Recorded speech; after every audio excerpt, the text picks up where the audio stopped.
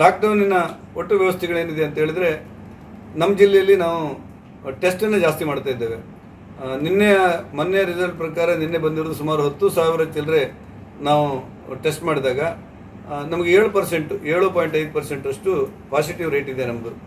ನಿನ್ನೆ ರಿಸಲ್ಟ್ ಅಂತೆ ಇವತ್ತು ಬಂದಿರೋದು ಸುಮಾರು 10,460 ಟೆಸ್ಟ್ ಮಾಡಿದಾಗ 5.5% ಅಷ್ಟು ನಮ್ಮಷ್ಟು ಪಾಸಿಟಿವ್ ರೇಟ್ ಇದೆ.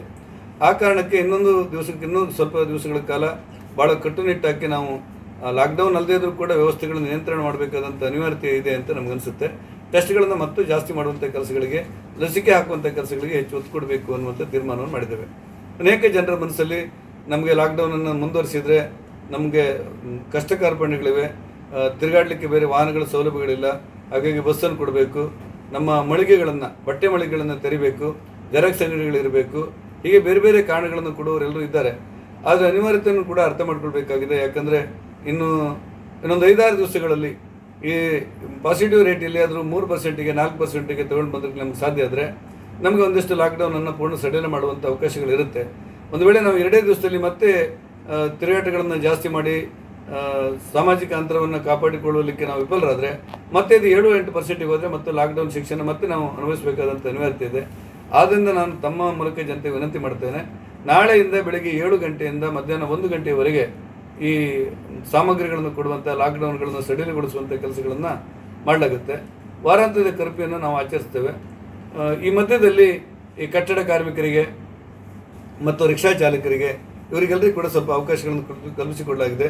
ಉತ್ಪಾದನಾ ಘಟಕಗಳಿಗೆ, ಕೈಗಾರಿಕೆಗಳಿಗೆ ಬೇಕಾದಂಥ ಅವಕಾಶಗಳನ್ನು ಕಲ್ಪಿಸಿಕೊಡುವಂಥದ್ದು, ಕೃಷಿ ಮತ್ತು ಮೀನುಗಾರಿಕೆಗೆ ಯಾವುದೇ ತೊಂದರೆ ಇಲ್ಲದೆ ನಿರ್ವಹಣೆ ಮಾಡುವಂಥ ಕೆಲಸಗಳನ್ನು ಕೂಡ ಮಾಡ್ತಾ ಇದ್ದೇವೆ. ಆ ಹಿನ್ನೆಲೆಯಲ್ಲಿ ನಾಳೆ 7 ಗಂಟೆಯಿಂದ 1 ಗಂಟೆಯವರೆಗೆ ಲಾಕ್ಡೌನ್ ಸಡಿಲಾಗುತ್ತೆ. ಅಲ್ಲೂ ಕೂಡ ವಿನಾಕಾರಣ ತಿರುಗಾಟ ಮಾಡದಿರುವಂತೆ ಮತ್ತು ಈ ಕೊರೋನಾವನ್ನು ನಿಯಂತ್ರಣ ಮಾಡಲಿಕ್ಕೆ ಜಿಲ್ಲಾಡಳಿತಕ್ಕೆ ಸಹಕಾರ ಕೊಡಬೇಕು ಅನ್ನೋದು ನನ್ನ ವಿನಂತಿ ಇದೆ. ಈಗ ಬಟ್ಟೆ ಅಂಗಡಿ ಕೊಡಿ, ಮೊಬೈಲ್ ಅಂಗಡಿ ಕೊಡಿ, ಇಸ್ತ್ರಿ ಅಂಗಡಿ ಕೊಡಿ, ಜೆರಾಕ್ಸಿ ಕೊಡಿ ಅನ್ನುವಂಥ ದೂರುಗಳು ಏನಿದೆಯಲ್ಲ, ಅದನ್ನೆಲ್ಲವನ್ನು ನಮ್ಮ ರಾಜ್ಯ ಸರ್ಕಾರ ಇವತ್ತಿಷ್ಟಕ್ಕೆ ಮಾತ್ರ ಸೀಮಿತಗೊಳಿಸಿ ಮಾಡಿದೆ. ಯಾವುದಾದ್ರೂ ಕಾರಣಕ್ಕೆ ಇವತ್ತು ರಾಜ್ಯದ ಮುಖ್ಯ ಕಾರ್ಯದರ್ಶಿ ಅವರನ್ನು ಮತ್ತೆ ಸಂಪರ್ಕ ಮಾಡ್ತಾ ಇದ್ದಾನೆ. ವಾರದಲ್ಲಿ 2 ದಿವಸ ಆದರೂ ಬಟ್ಟೆ ಅಂಗಡಿಗೆ ಅವಕಾಶ ಕೊಡ್ಬೋದಾ ಅಂತ ಇದೆ. ಅನೇಕರಿಗೆ ನಮ್ಮ ಉತ್ಪಾದನೆ ಮಾರಾಟ ಆಗಬೇಕು ಅನ್ನುವಂಥ ಹಂಬಲಗಳಿರುತ್ತೆ, ಅದು ತಪ್ಪೇನಿಲ್ಲ.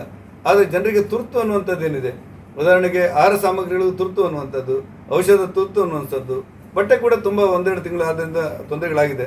ಹಾಗೆ ತುರ್ತು ಅನ್ನೋ ಕಾರಣಕ್ಕೋಸ್ಕರ 1 ಅಥವಾ 2 ದಿವಸ ಬಟ್ಟೆ ಅಂಗಡಿಗೆ ಅವಕಾಶ ಕೊಡಬೇಕು ಅಂತ ವಿನಂತಿಯನ್ನು ಮುಖ್ಯಮಂತ್ರಿಯವರ ಮೂಲಕ ಮಾಡ್ತಾ ಇದ್ದೇನೆ. ಬಹುಶಃ ಇವತ್ತು ನಾಳೆ ಅದಕ್ಕೇನಾದರೂ ಸಹಮತ ಸಿಗಬಹುದು ಅಂತ ಯೋಚನೆ ಇದೆ. ರಾಜ್ಯ ಸರ್ಕಾರ ಹಾಕಿರುವಂಥ ಗೈಡ್ಲೈನ್ ಮೀರಿ ನಾವೇ ಏನಾದರೂ ಮಾಡ್ಬೋದು ಅಂತ ಅನಿಸಿಲ್ಲ ನಮಗೆ. ಯಾಕಂದರೆ ನಾಳೆ ಕೊರೋನಾಗಳು ಹೆಚ್ಚಾದರೆ ಅದಕ್ಕೂ ಕೂಡ ಜವಾಬ್ದಾರಿ ಇರುತ್ತೆ ನಮಗೆ. ನಾನು ತಮ್ಮ ಮೂಲಕ ವಿನಂತಿ ಮಾಡೋದೇನೆಂದರೆ, ಅನೇಕರಿಗೆ ಆಕ್ರೋಶ ಇದೆ, ಆತಂಕ ಇದೆ, ಕೋಪ ಇದೆ, ಸಡಿಲ ಮಾಡಬೇಕು ಈ ಲಾಕ್ಡೌನನ್ನು ಅಂತ ಇದೆ. ಜಿಲ್ಲಾಡಳಿತ ಇಷ್ಟು ಕಟ್ಟುನಿಟ್ಟಾಗಿ ಮಾಡಬಾರ್ದು ಅನ್ನುವಂಥ ಕೋಪ ಕೂಡ ಇದೆ. ಆದರೆ ಇದೆಲ್ಲವೂ ಮಾಡೋದು ಕೂಡ ಕೊರೋನಾ ನಿಯಂತ್ರಣಕ್ಕೆ ಅನ್ನೋದನ್ನು ತಾವು ಗಮನಿಸಬೇಕು ಅನ್ನುವಂಥ ವಿನಂತಿಯನ್ನು ಮಾಡ್ತೇನೆ. ಸ್ಪಷ್ಟ ಇದೆ, ಬೆಳಗ್ಗೆ 7 ಗಂಟೆಯಿಂದ 1 ಗಂಟೆಯವರೆಗೆ ಅಗತ್ಯ ವಸ್ತುಗಳಂತ ನಾವು ಇಲ್ಲಿವರೆಗೆ ಏನು ಪ್ರಕಟಣೆ ಕೊಟ್ಟಿದ್ದೇವೆ, ಅಗತ್ಯ ವಸ್ತುಗಳ ಖರೀದಿಗೆ ಮಾತ್ರ ಅವಕಾಶವನ್ನು ಕಲ್ಪಿಸಲಾಗಿದೆ. ಸ್ವಲ್ಪ ಹೆಚ್ಚುವರಿಯಾಗಿ ರಿಕ್ಷಾಗಳು ನಾಳೆಯಿಂದ 2 ಸೀಮಿತಗೊಳಿಸಿ ತಿರುಗಾಟ ಮಾಡ್ತವೆ. ಉತ್ಪಾದನಾ ಘಟಕಗಳು ಅಂತ ನಾವು ಏನು ಕರಿತೇವೆ, ಉದಾಹರಣೆಗೆ ಉತ್ಪಾದನಾ ಘಟಕಗಳಂದರೆ ನೀವು ಬಟ್ಟೆ ಅಂಗಡಿಯಲ್ಲಿರುವಂಥ ಟೇಲರ್ ಅಂಗಡಿ ಅಂತ ಕೇಳಿ ಕೆಲವರು ಹೇಳ್ತಾ ಇದ್ದಾರೆ, ಅನೇಕರು ಮನೆಯಲ್ಲೇ ಮಾಡ್ತಾ ಇದ್ದಾರೆ. ಬರೀ ಟೇಲರ್ ಅಂಗಡಿ ಇದ್ದರೆ ಅದನ್ನು ಉತ್ಪಾದನಾ ಘಟಕ ಅಂತ ಪರಿಗಣಿಸಬಹುದು ಅಂತ ನಂಗೆ ಅನಿಸುತ್ತೆ.